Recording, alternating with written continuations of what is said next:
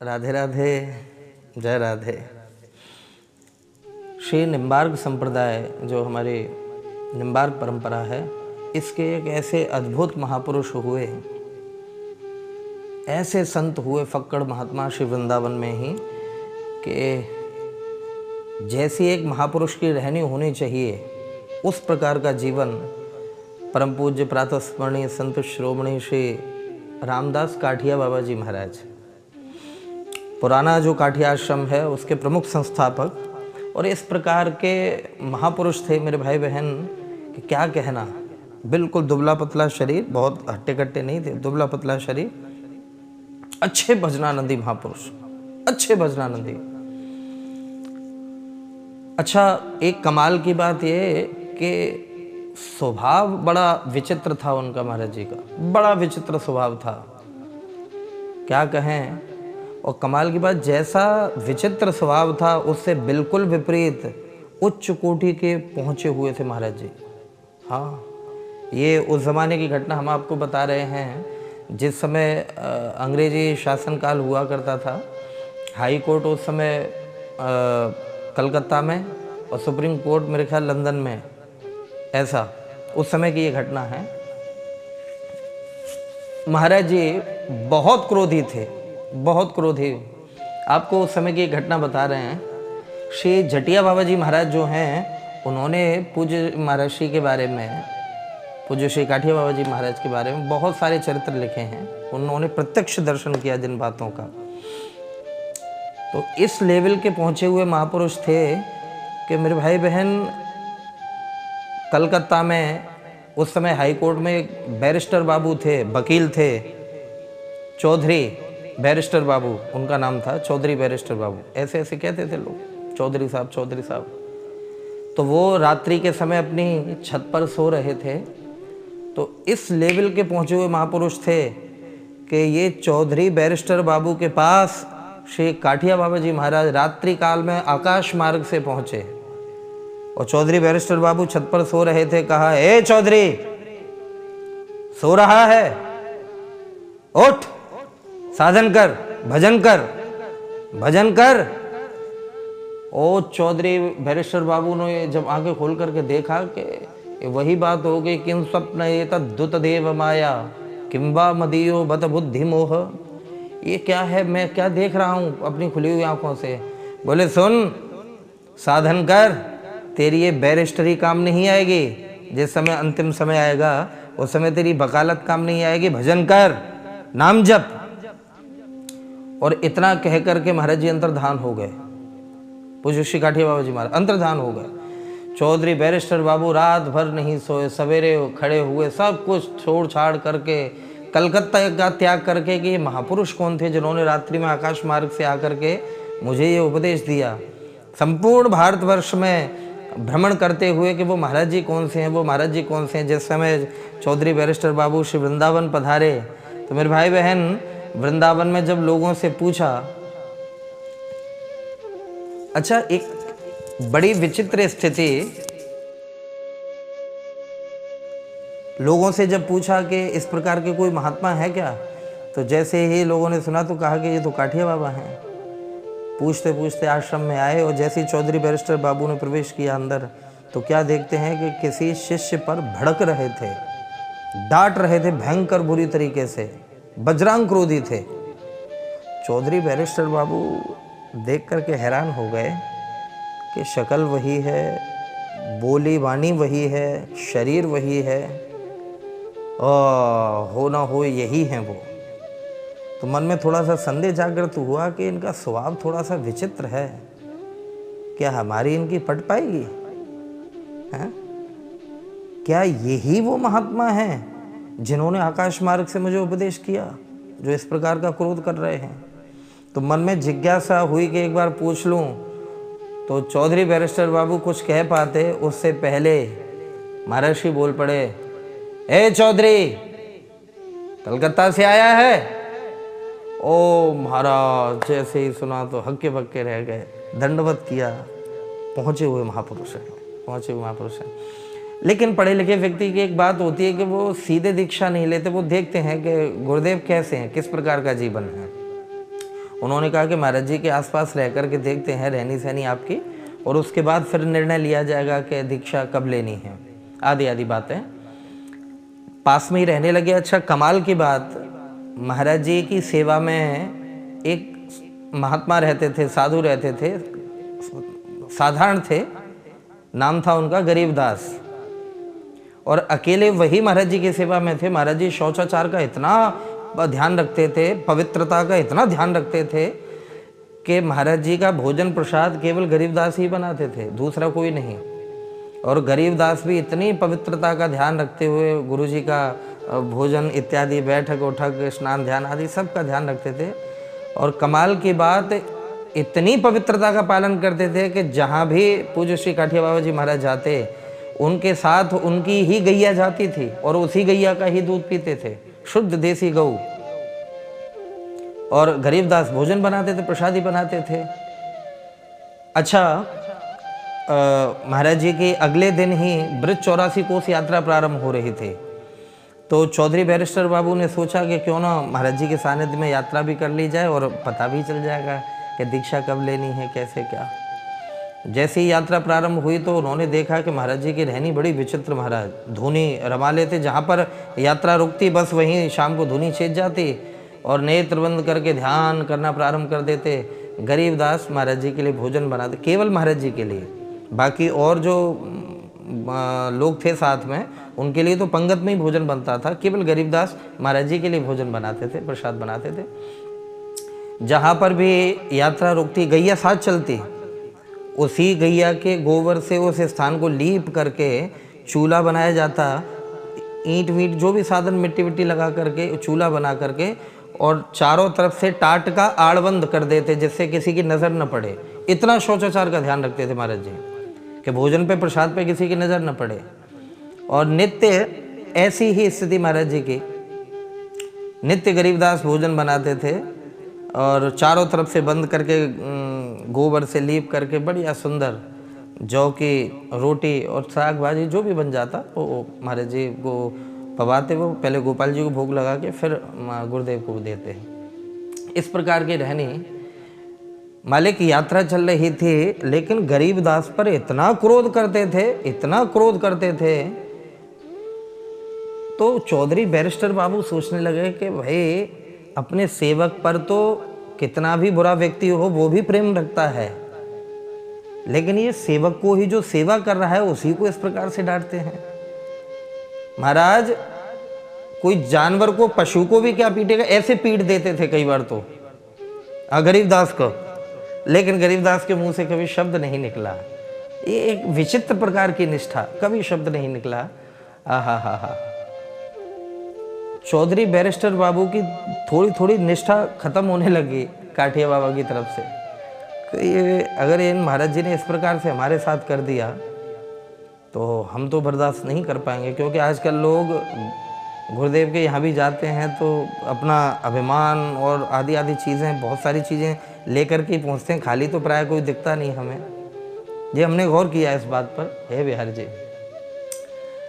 तो एक दिन की घटना कि यात्रा चल रही थी, शाम के समय जहाँ रुके तो टाट का आड़बंद लगा हुआ था, उसमें स्नान ध्यान करके गरीबदास जो है गोबर से लीप करके उस स्थान को चूल्हा चेताया। तो कमाल हुआ कि उस ब्रज 84 कोस यात्रा में कोई बंगालन माता जी थीं, तो वो टहलते फिरते आ रही थी, तो उन्होंने देखा कि इसमें कैसे भोजन बन रहा है महाराज जी का, देख लें एक बार।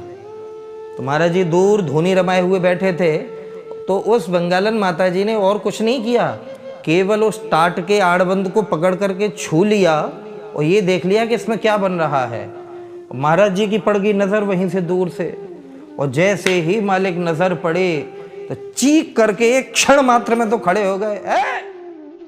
सत्यानाश कर दिया तूने, भोजन पर दृष्टि डाल रही है। और चीख करके महाराज क्रोध में जब लपके उस औरत की तरफ तो प्राण छोड़ करके भागी वहां से कि ये तो आज खत्म ही कर देंगे। अब वो औरत तो भाग गई वहां से। महाराज जी आए, महाराज जी ने आकर के देखा कोई और तो मिला नहीं, गरीबदास मिल गए। तो जो लक्कड़ चूल्हे में सिलग रहा था वो लक्कड़ ही उठाया कि बदमाश कहीं के, तो उससे भोजन भी ढंग से नहीं बनाया जाता, प्रसाद भी ढंग से नहीं बनाया जाता। और दे लक्कड़, इतनी पिटाई करी गरीबदास की, इतनी पिटाई करी कि गरीबदास वहीं का वहीं बेहोश हो गए। फेंक करके लकड़ियां, बर्तन फेंक दिए, आटा इधर उधर फेंक दिया, साग सब्जी फेंक दी, और सब तोड़ मड़ोड़ करके गए और फिर से धुनी रमा करके चेहरे पर कपड़ा डाल करके फिर से भजन करने लग गए।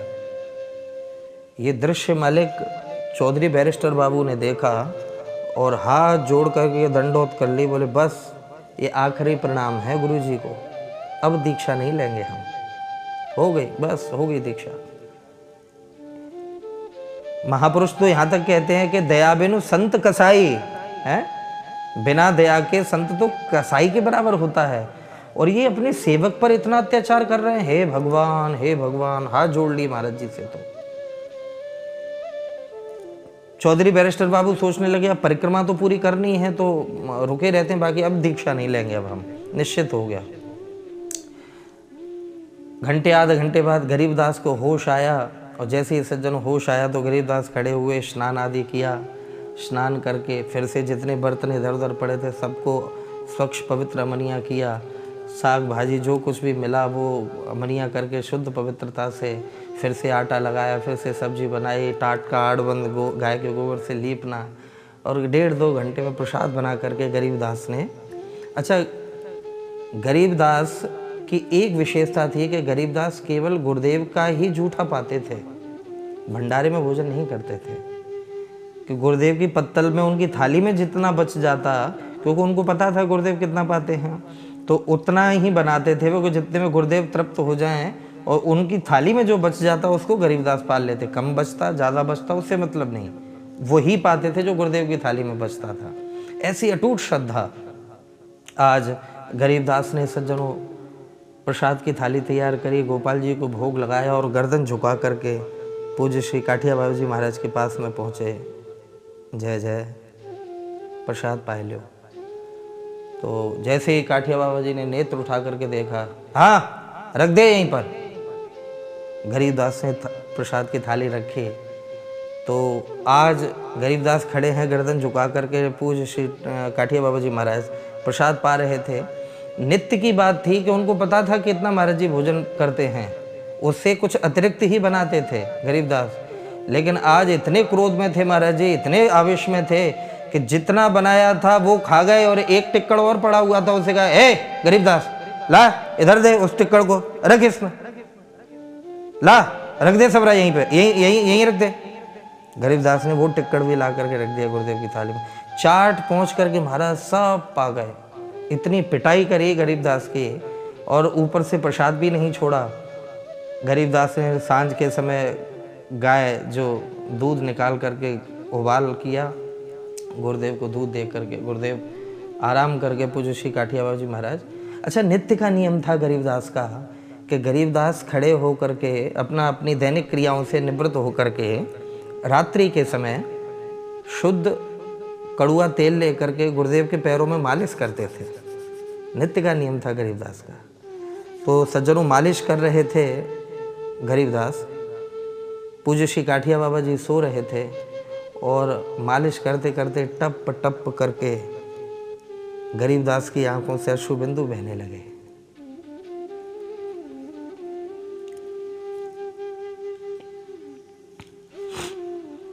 टप टप करके अश्रु बिंदु बहने लगे, और जैसे ही पैरों पर आंसुओं की बूंद पड़ी, गुनगुना गुनगुना होता है आंसू, गरम गरम होता है, जैसी आंसुओं की बूंद पड़ी एक पैरों पर से काठिया बाबा जी के नेत्र खुल गए।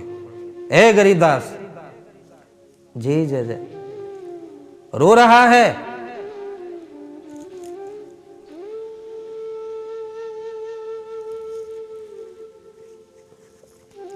मना कर दिया, नहीं गुरुदेव रो नहीं रहा हूं।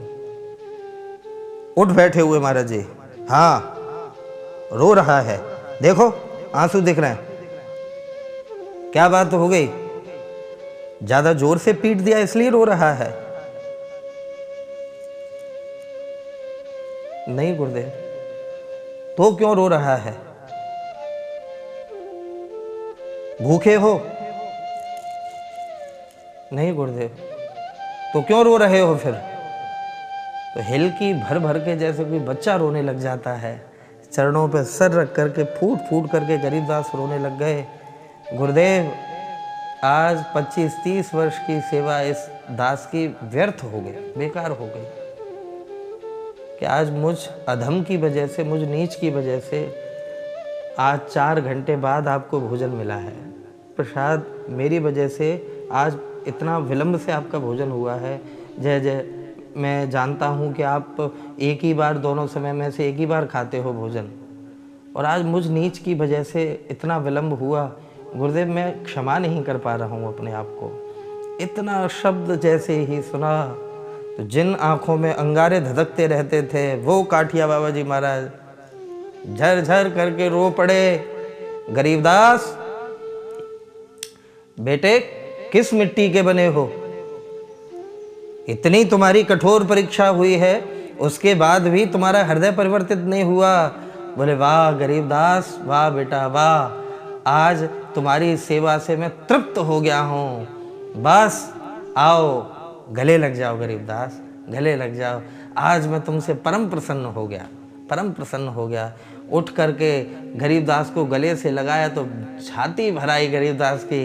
हे भगवान, मुझे तो ये पता ही नहीं था कि मेरी परीक्षा चल रही है, आज मैं उत्तीर्ण हो गया। इतने भाव में भर गए गरीबदास, इतने भाव में भर गए। उधर काठिया बाबा जी महाराज फूट फूट के रोने लगे। बैठ गए अपने आसन पर और कहते हैं, गरीबदास क्या चाहिए? आज मैं तुमसे बड़ा प्रसन्न हो गया हूं। आज जो चाहिए वो मांग लो, वही मिलेगा तुम्हें, साधारण मत समझना मुझे।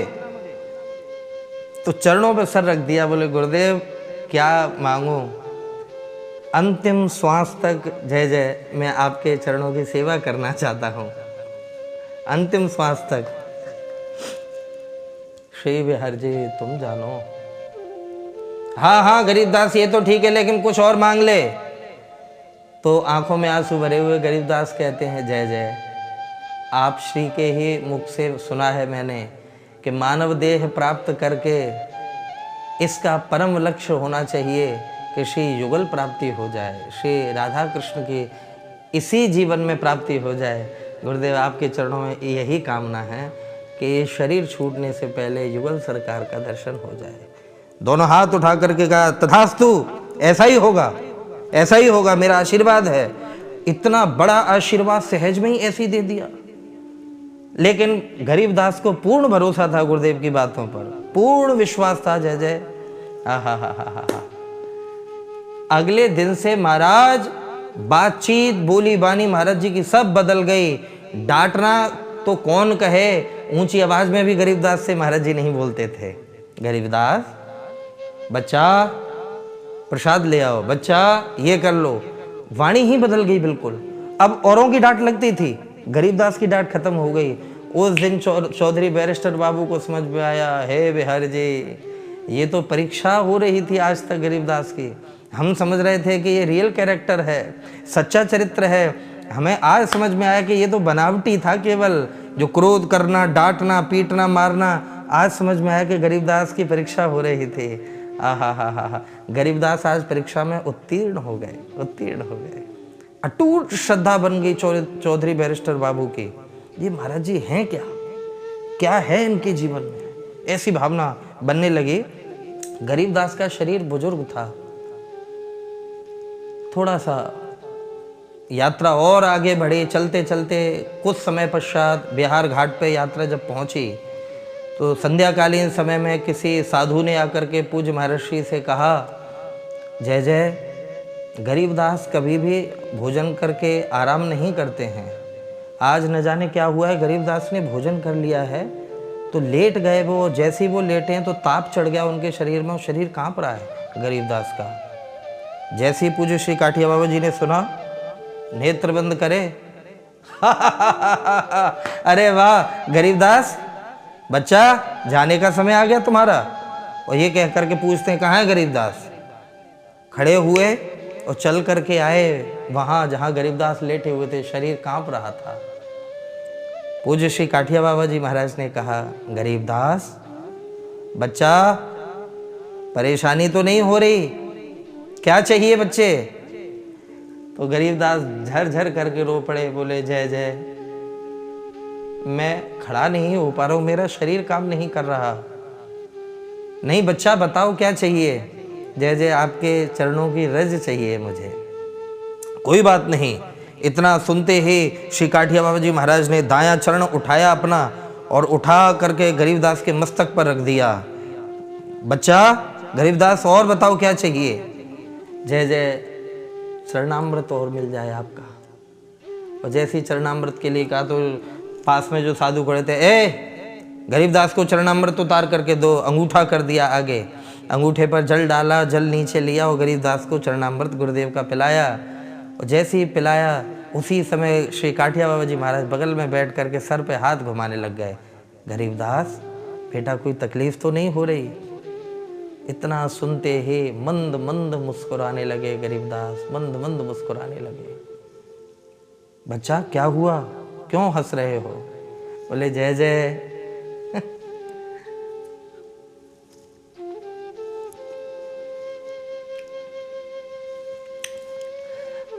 आपकी ही कृपा से युगल सरकार सामने प्रत्यक्ष खड़े हुए मुझे दर्शन दे रहे हैं और निकुंज में चलने की आज्ञा दे रहे हैं।